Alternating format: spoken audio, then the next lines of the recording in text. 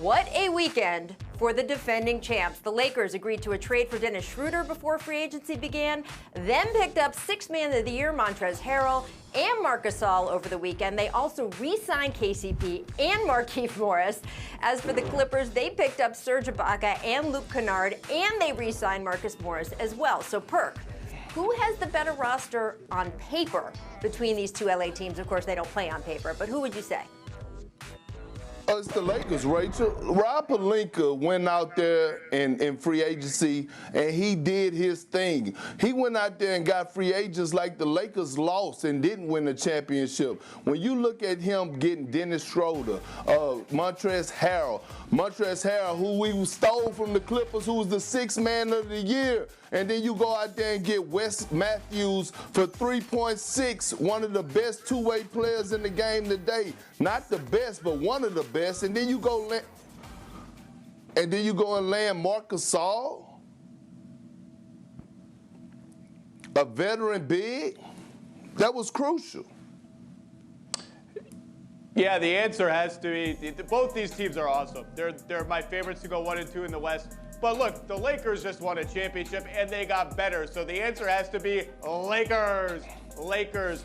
Dennis Schroeder adds an ingredient they just didn't have last year. A water bug point guard who can create his own shot. I think he'll do a great job running pick and roll with LeBron and AD. And Marc Gasol is a perfect fit with their starting five if they decide to start him. Same level of interior defense as Dwight and JaVale, maybe even a little better, except he can shoot threes and space the floor for Anthony Davis. So all of a sudden when Anthony Davis is posting up, the lane is clear. Anthony Davis's pick and roll diving to the rim, the lane is clear. And oh, by the way, if you decide to put your center on Anthony Davis and try to hide your power forward on Marc Gasol, he can take that guy down to the weight room. You throw in Montrezl Harrell, maybe keep him in a six-man kind of roll off the bench. I think the Lakers had an amazing offseason. Clippers are doing great, but when you win the championship, you get the benefit of the doubt. It really does seem like a long time ago, guys, right? That the narrative out there was, gee, I don't know if players want to play with LeBron. Kyrie left. Kevin Durant didn't want to come. Kawhi Leonard didn't want to come to Lakers and play with him. Guess what? Guys seem to be wanting to play on that Lakers team. And such an interesting thing happened with the Lakers last year, and I wanted to ask you guys about it because last summer, I said once they built that roster, gee, I'm worried about their perimeter defense. I was very concerned about where that was going to come from. And if you look at the numbers of where this Lakers roster, their core players were the previous season, look at their defensive numbers from last season, you can see where that concern was. But then look at this past season. Every single guy got better. I mean, much better. And I would say this is in some ways the Frank Vogel effect. This is in some ways LeBron getting serious on defense the way he hadn't in the previous few years. But it has sort of made me wonder, how do we account for this thing when looking at rosters to say, some of these guys might be so much better consistently 1 through 8 there than they were the previous season. Zach, when you see those numbers, what do you do when you evaluate rosters?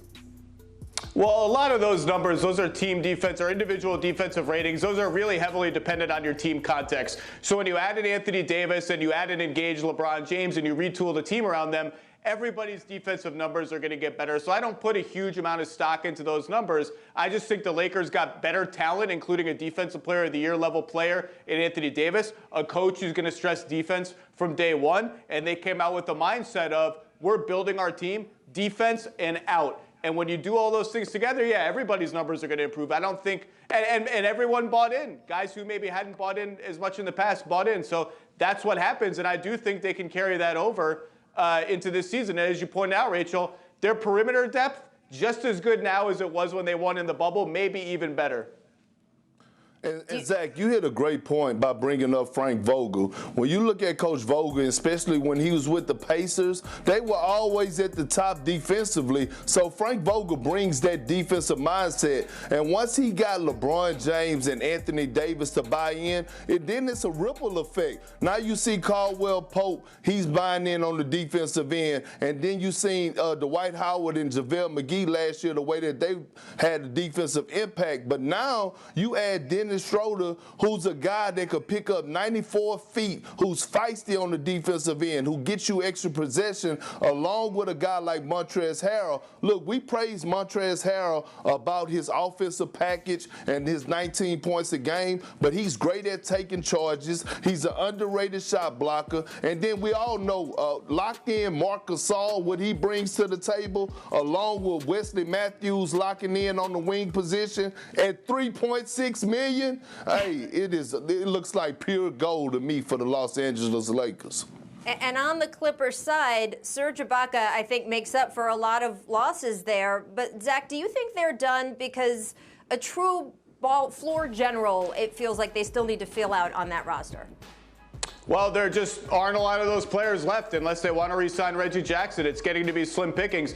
But to answer your question, no, I don't think they're done. And I don't necessarily think there's a move that happens now or maybe even before the season. But I don't think the Clippers, as they stand right now, first of all, they have to add a couple of players. Second of all, I just don't think this is going to be the team that is playing for the title or playing in the playoffs after the trade deadline. I think they'll tweak it a little bit, but Ibaka was a hugely important signing for them.